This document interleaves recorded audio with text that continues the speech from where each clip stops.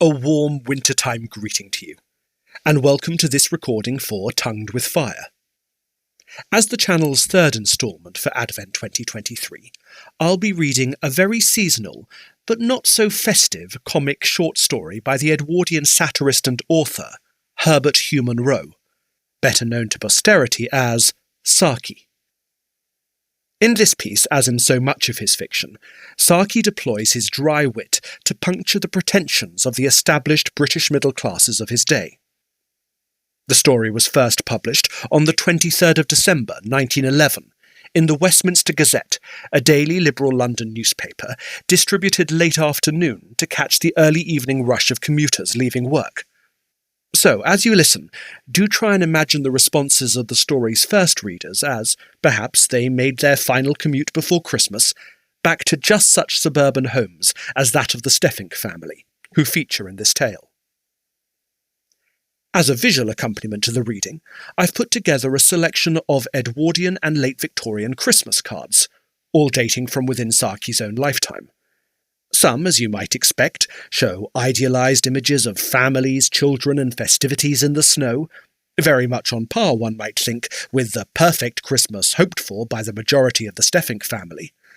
Others, though, are weirder and wackier, and trust me, there are many more much weirder still that I could have included, which perhaps gives some visual expression to the subversiveness of the story's protagonist, and indeed to the unease and even viciousness so characteristic of Saki's storytelling.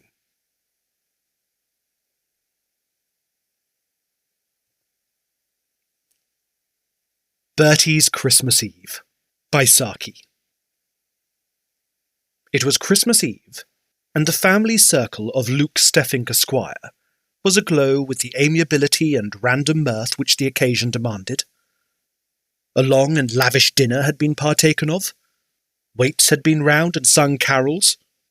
The house party had regaled itself with more carolling on its own account, and there had been romping which, even in a pulpit reference, could not have been condemned as ragging.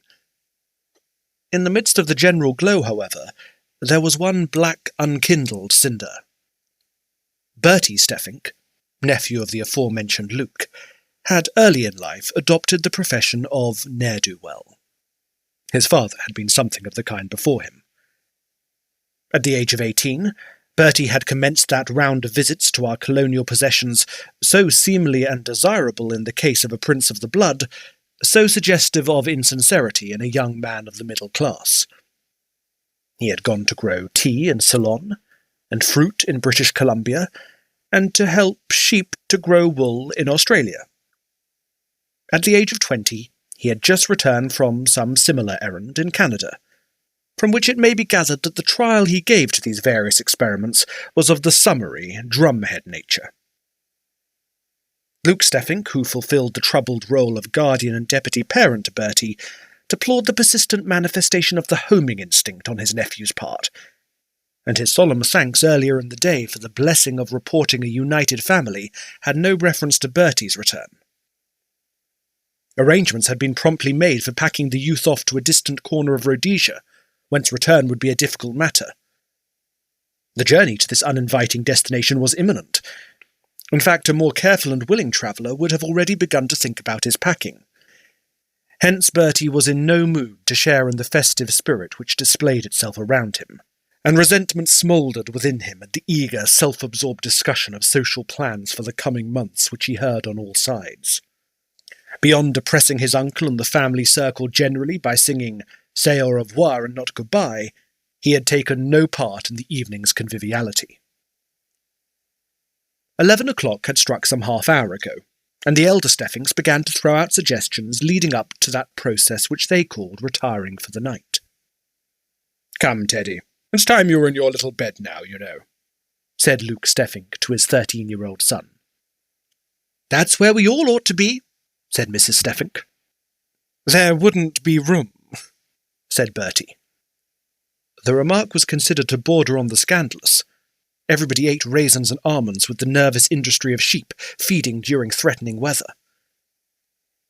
"In Russia," said Horace Bordenby, who was staying in the house as a Christmas guest, "I've read that the peasants believe that if you go into a cowhouse or stable at midnight on Christmas Eve, you will hear the animals talk. They're supposed to have the gift of speech at that one moment of the year." "Oh, do let's all go down to the cow-house and listen to what they've got to say," exclaimed Beryl, to whom anything was thrilling and amusing if you did it in a troop. Mrs. Steffink made a laughing protest, but gave a virtual consent by saying, "We must all wrap up well, then." The idea seemed a scatterbrained one to her, and almost heathenish, but it afforded an opportunity for throwing the young people together, and as such she welcomed it.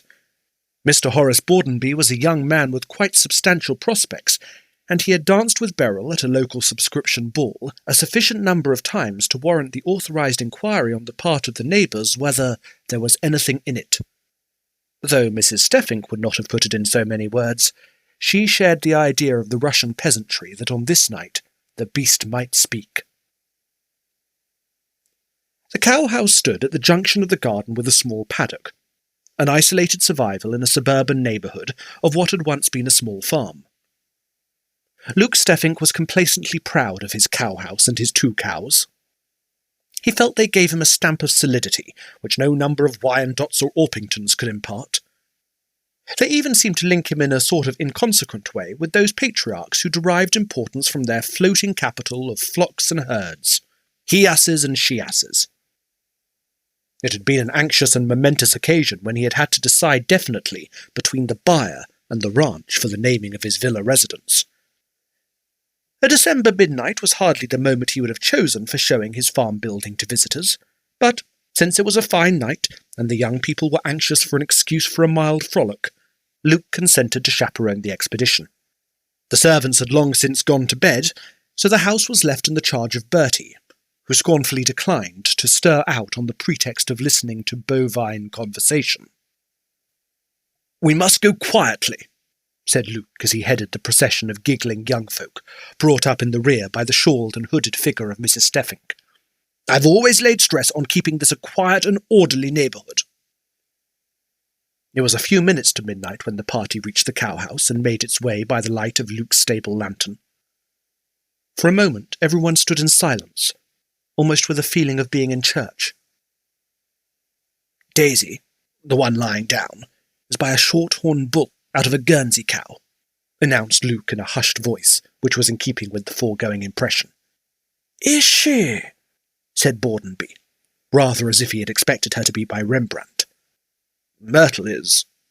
Myrtle's family history was cut short by a little scream from the women of the party. The cow-house door had closed noiselessly behind them, and the key had turned gratingly in the lock. Then they heard Bertie's voice pleasantly wishing them good night, and his footsteps retreating along the garden path. Luke Steffink strode to the window. It was a small square opening of the old-fashioned sort, with iron bars let into the stonework. "Unlock the door this instant!" he shouted, with as much air of menacing authority as a hen might assume when screaming through the bars of a coop at a marauding hawk. In reply to his summons, the hall door closed with a defiant bang. A neighbouring clock struck the hour of midnight. If the cows had received the gift of human speech at that moment, they would not have been able to make themselves heard. 7 or 8 other voices were engaged in describing Bertie's present conduct and his general character at a high pressure of excitement and indignation.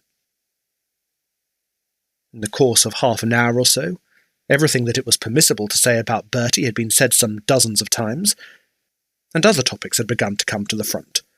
The extreme mustiness of the cow-house, the possibility of it catching fire, and the probability of it being a rodent house for the vagrant rats of the neighbourhood. And still no sign of deliverance came to the unwilling vigil-keepers.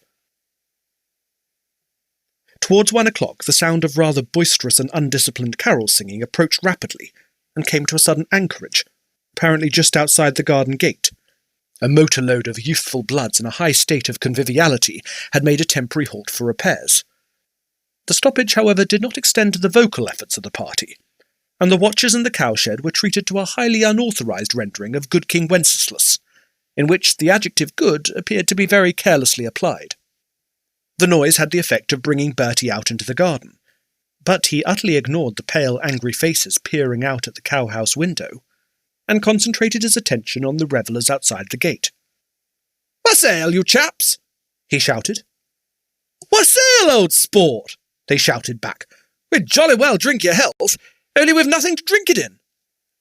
"Come and wassail inside," said Bertie hospitably. "I'm all alone, and there's heaps of wet." They were total strangers, but his touch of kindness made them instantly his kin. In another moment, the unauthorized version of King Wenceslas, which, like many other scandals, grew worse on repetition, went echoing up the garden path. Two of the revellers gave an impromptu performance on the way, by executing the staircase waltz on the terraces of what Luke Steffink, hitherto with some justification, called his rock garden. The rock part of it was still there when the waltz had been accorded its third encore. Luke, more than ever like a cooped hen behind the cowhouse bars, was in a position to realise the feelings of concert-goers unable to countermand the call for an encore which they neither desire nor deserve. The hall door closed with a bang on Bertie's guests, and the sounds of merriment became faint and muffled to the weary watchers at the other end of the garden. Presently, two ominous pops in quick succession made themselves distinctly heard. "They've got at the champagne!" exclaimed Mrs. Steffink. "Perhaps it's the sparkling Moselle," said Luke hopefully. 3 or 4 more pops were heard. "The champagne and the sparkling Moselle," said Mrs. Steffink. Luke uncorked an expletive which, like brandy at a temperance household, was only used on rare emergencies. Mr. Horace Bordenby had been making use of similar expressions under his breath for a considerable time past. The experiment of throwing the young people together had been prolonged beyond the point when it was likely to produce any romantic result. Some 40 minutes later, the hall door opened and disgorged a crowd that had thrown off any restraint of shyness that might have influenced its earlier actions. Its vocal efforts in the direction of carol singing were now supplemented by instrumental music. A Christmas tree that had been prepared for the children of the gardener and other household retainers had yielded a rich spoil of tin trumpets, rattles, and drums. The life story of King Wenceslas had been dropped, Luke was thankful to notice, but it was intensely irritating for the chilled prisoners in the cowhouse to be told that it was a hot time in the old town tonight, together with some accurate but entirely superfluous information as to the imminence of Christmas morning. Judging by the protests which began to be shouted from the upper windows of neighbouring houses, the sentiments prevailing in the cowhouse were heartily echoed in other quarters. The revellers found their car, and, what was more remarkable, managed to drive off in it, with a parting fanfare of tin trumpets. The lively beat of a drum disclosed the fact that the master of the revels remained on the scene. "Bertie!" came in an angry, imploring chorus of shouts and screams from the cowhouse window. "Hello!" cried the owner of the name, turning his rather errant steps in the direction of the summons. "Are you people still there? Must have heard everything Cal's got to say by this time. If you haven't, no use waiting. After all, it's a Russian legend, and Russian Christmas Eve not due for another fortnight. Better come out." After 1 or 2 ineffectual attempts, he managed to pitch the key of the cowhouse door in through the window. Then, lifting his voice in the strains of "I'm afraid to come home in the dark," with a lusty drum accompaniment, he led the way back to the house. The hurried procession of the released that followed in his steps came in for a good deal of the adverse comment that his exuberant display had evoked. It was the happiest Christmas Eve he had ever spent. To quote his own words, he had a rotten Christmas.